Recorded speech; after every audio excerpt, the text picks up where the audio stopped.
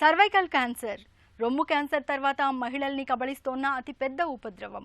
గర్భసంచి ముఖద్వారానికి క్యాన్సర్ సోకడం వల్ల ప్రతి ఏటా 75,000 మందికి పైగా మరణిస్తున్నారని ప్రపంచ ఆరోగ్య సంస్థ లెక్కలు కట్టి మరీ చెప్తోంది.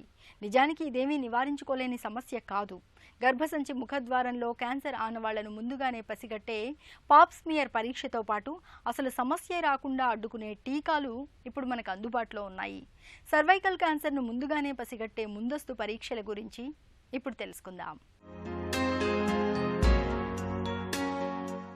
హ్యూమన్ ప్యాపిలోమా వైరస్ గర్భాశయ ముఖద్వార క్యాన్సర్కి ఇదే ప్రధాన కారణం.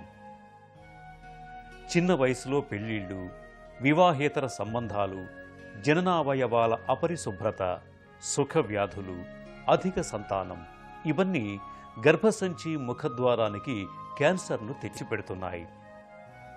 నెలసరి తర్వాత తరచూ రక్తస్రావం జరగటం, మెనోపాజ్ తర్వాత కూడా రక్తస్రావం జరగటం, దుర్వాసనతో కూడిన తెలుపు, సంభోగం అనంతరం రక్తస్రావం ఈ లక్షణాలు కనిపిస్తున్నప్పుడు వాటిని క్యాన్సర్కు సంకేతాలుగా అనుమానించాలి.